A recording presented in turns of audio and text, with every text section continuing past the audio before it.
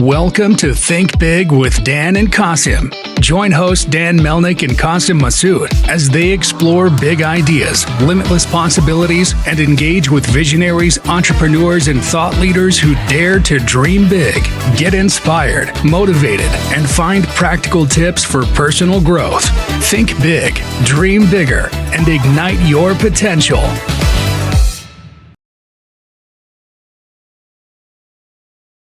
All right, welcome to Think Big with Dan and Qasim, and our guest today is Bryan. So, Bryan, if you want to go ahead and introduce yourself, tell us where you live and what you do for a living. Awesome. Well, thanks for having me on, Dan. It's great to be here. So my name is Bryan Clayton. I'm CEO of a company called GreenPal. GreenPal is a marketplace that works like Instacart or DoorDash or Uber, but for lawn care services. So if you're a homeowner or you rent a house, you need to get someone to mow your yard, you just jump on GreenPal, pop your address in, and someone comes out and takes care of it for you.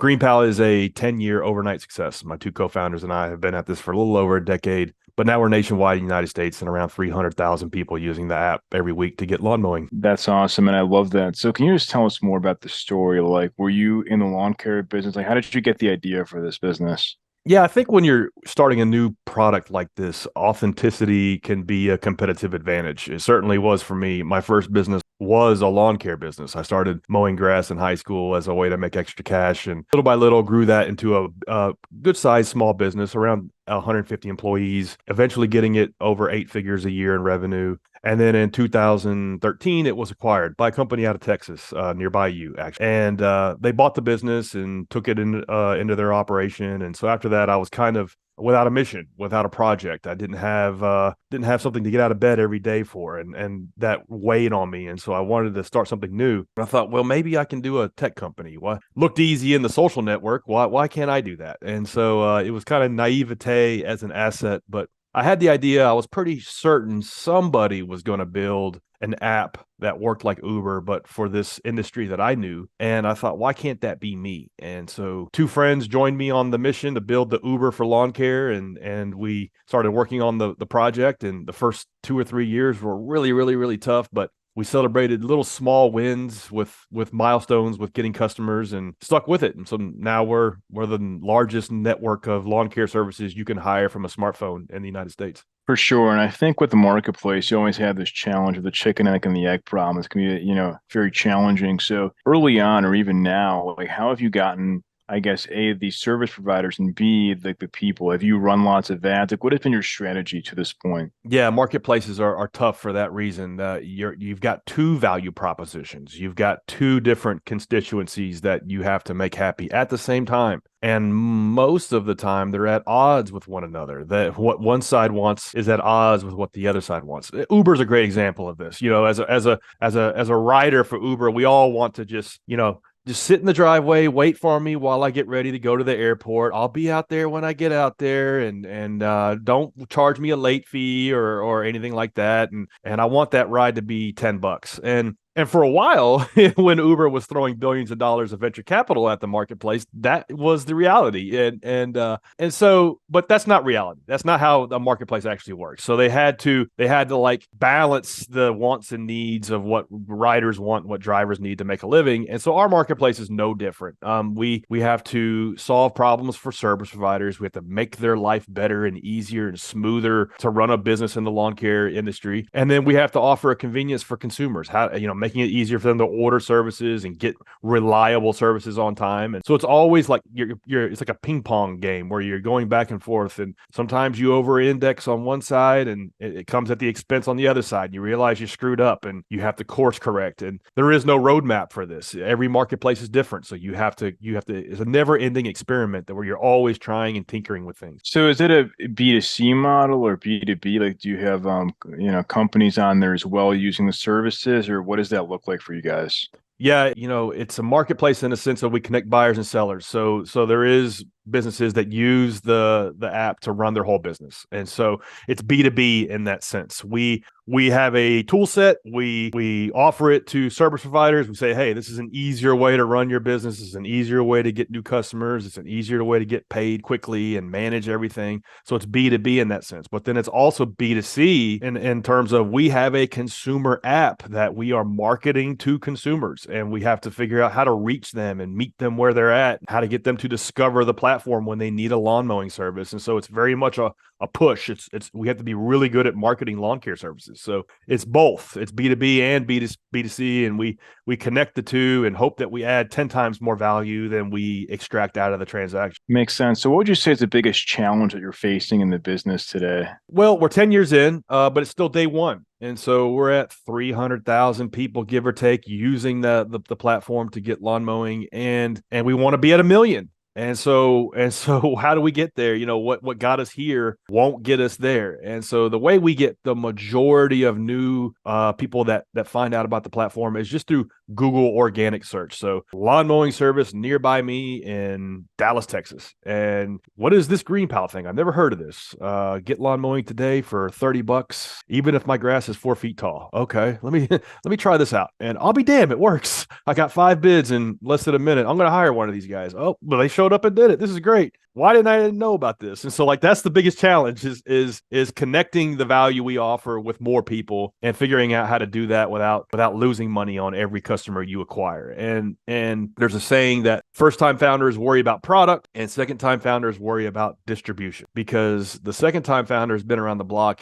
He or she has the scars. They know that building the product is tough, but it's 10 times harder to distribute the product and get the product in people's hands. And so that's the biggest challenge we face, is how do we go from 300K to 1 million people using it, always experimenting with new channels and figuring out ways to reach people and doing it in a cost-effective way is the biggest challenge we face. So what is the biggest obstacle you think from getting you to 300,000 to like 1 million users by next year, for example? Ooh, yeah, that would be, if I wanted to do that, I could, but I would have to raise a bunch of venture capital. And so for me, we made a decision really early on to self-fund the business. We haven't raised any outside capital, which has been good for us, because in 2013, 14, 15, and 16, there was an avalanche of investor dollars that were chasing ideas in the Uber for X space. So Uber for home cleaning, Uber for laundry service, Uber for car washing, Uber for valet parking. All of these ideas existed and had hundreds of millions of dollars of venture capital thrown at them. 9 out of 10, maybe more, went out of business. And so for us, it was a fortunate thing that we decided not to go that route, just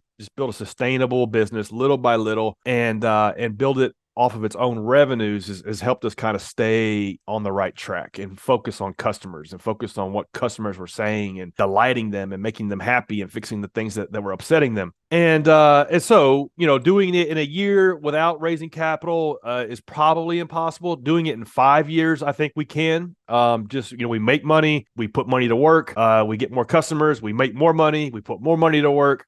And I think a lot of times as a founder, you wear the hat of a capital allocator. You're basically an asset manager. Like, you have this asset and it's making money, and then you have to figure out ways to put that money to work to make more money. And in a simple way, that's what your job is as a founder.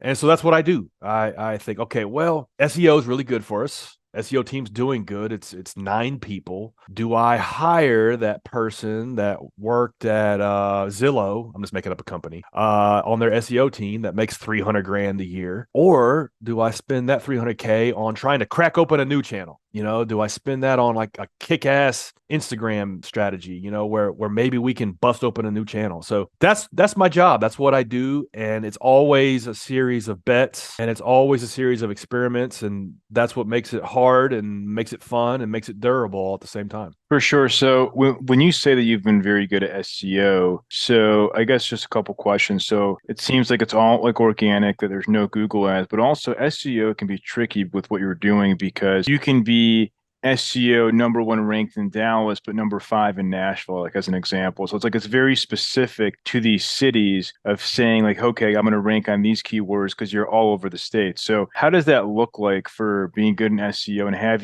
And do you now run any ads at all? Yeah, we run no ads. We pay no money for any paid marketing.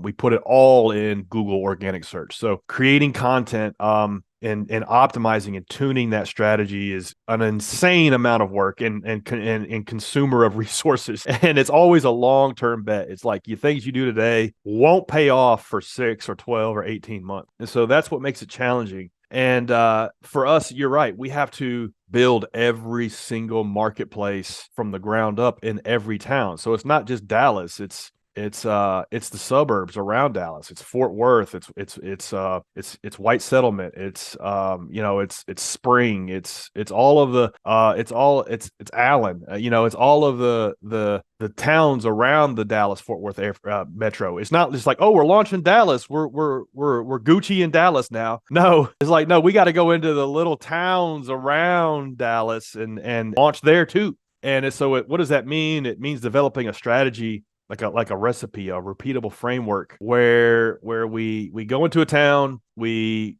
get 10, 20, 30 service providers onto the platform. We write really good content about them, and we build pages for them. And then we build that into the site. We interlink that into the site. And then we reach out to the press. And it's not just like, the newspaper in Dallas. It's the little small suburbs, the little small periodicals in all of the suburbs, and let them know, hey, we're launching in Spring, Texas. We're launching in White Settlement. We're launching in Fort Worth. And would you like to talk to some of our service providers and ask them about how their experience has been with it? And literally, we fly there and we'll do an on-air interview. And my co-founder has been on TV over 1,000 times in the last 5 years. One year he was on TV like over 200 times. And so it's a very manual process. And so people think, oh, I'm just going to like sprinkle some SEO on top of my app and I'll be good. And it's ingrained into the DNA of what you're doing. It's going to be half of whatever the output of your team is going to be focused on this and to get it to work. No, that's awesome. And like, I love how you guys, it's like, yeah, it shows that, just to your point, people think it's easy, but it's not, and there's all these towns that people like don't think of that, these towns have, 100,000 people, 50,000 people. It's not like a small town.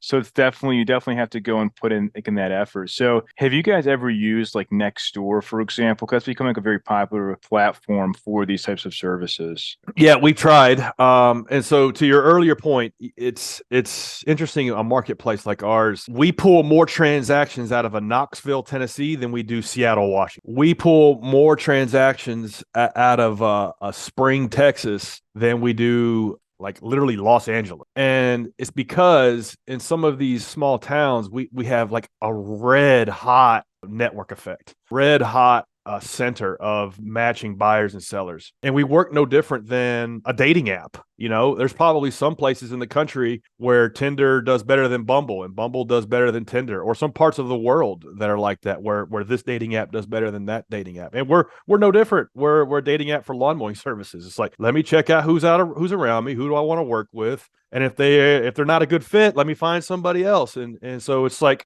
we've learned a lot from studying how dating apps work and applied those mechanics to our marketplace. There's a great book about this called The Cold Start Problem by Andrew Chen, where he talks about how networks kickstarted their flywheel. And so that's how it rolls out for us. And we're always balancing supply and demand in all of these little towns around the country. And it can be a manual process at times. So, but do you feel like you're doing better in these smaller cities simply because there is that challenge, right? Like if you're ranking on keywords in Los Angeles or even Dallas, it's going to be way more expensive than White Settlement or something. So it's like, is that part of what it is, you think, because you are focused on this like organic SEO strategy, or is it more of something else? The interesting thing is, man, it's like you can apply the same strategy to getting a pay when it comes to local SEO. It's like you can apply the same strategy to Buffalo, New York, to Lincoln, Nebraska, to Tallahassee, Florida. Same strategy. And one of those pages will rank number 1, one of those pages will rank number 5, and one of those pages will rank on page 4. Same strategy, same content writer, same interview process, same on-page strategy. They all have good backlinks going to them. It's like, well, why is this? And SEO is like 10, 20 years ago, it was about, okay, do you mention the keyword X number of times on the page? Does it have this number of links? Does the title tag say this? Does the alt tag say that? And it's like, it was very much a straightforward process. But SEO is not that anymore. SEO is this the best solution to this query? And is it the best customer experience? And is it the best, is it the final solution to the query? And so Google understands that through the search query and also the behavior on Chrome, the behavior on Android. I mean, they are able to see the behavior of the customer experience from typing in lawn mowing service nearby me in Lincoln, Nebraska. all the way was that customer happy with the experience they got on GreenPal? And so in some markets that have like a faster flywheel, faster bids, faster service, cheaper service, better quality vendors, it's a better experience. And so we rank higher in those markets than the ones where the flywheel isn't spinning as fast. Longer wait times, only get 3 bids instead of 5. One, 2 of them are too pricey, and so they can only go with one. And that guy shows up 2 days late. That customer's pissed off, never comes back and uses the platform. Matter of fact, they go back to Google and they search for something else, and they tried something else. And so Google understands that. And they said, well, maybe this GreenPal thing ain't as good. So we're going to move it from 3 to 5. And so it's a lot more sophisticated than we could even possibly begin to understand. So if that happens, right? So let's talk about like if somebody, if like a service provider is 2 days later, if they don't respond, or like, how do you, I guess first, like, how do you even vet them if you do? And then I guess, is there like penalties? I'm sure, if they're not doing a good job, do you kick them off the platform? Like, what does that process look like for you? Yeah, so we vet them up front. We check out, okay, do they have basic equipment? Are they in the business? Do they have some customer recommendation? And do they have a valid social security number? Do they have a valid bank account, valid ID, things like that? All go through the setting up of their payment processing. And so check all that, which is more than you're going to get from Craigslist, Yelp, Facebook, or anything else. So that's better than nothing. But that's where it starts. And then we score them rigorously. It's like, okay, you got a rating. How often do you show up on the day that you're supposed to service your customers? And how often do you call them back on time? How often are they hiring you for a second, third, and fourth visit? What do the ratings look like? The typical 5-star review system that we've all become accustomed to. And we put all of that into one kind of understanding of who's good and who's not. And we promote the good ones and demote the bad ones and expel the ones that don't meet a certain criteria. And it's always like carrot and stick. You really want to lead with as much of the carrot as you can. Say, look, if you show up on time, your rating goes up. And if your rating goes up, you don't have to quote so cheap. You can up your price a little bit. This ain't all about the cheapest lawn mowing service you can get. We learned that very early on in the early days that we thought we were just going to be able to deliver the cheapest way to get your grass cut. And what we became to understand was people didn't want that. People just wanted the guy to show up. Like the case of the disappearing lawn guy is a weird thing that happens in this business, where he was coming every Wednesday and then he just disappeared. Or, he was supposed to be there on Wednesday and he showed up the following Monday. And so we solved that problem. And that's the main part of the value proposition for consumers to use the app, is reliability and not price. So we try to beat that into the heads of the service providers that use the platform to run their business with like a carrot, and saying, if you show up on time, you can raise your prices and you can win new business and get increased margins. But if you don't, if you fall below a certain threshold, that's when the stick comes out. It's like, hey, you're not getting any more opportunities to bid until you improve this. And if you don't improve it, it's like, sorry, this isn't a good fit.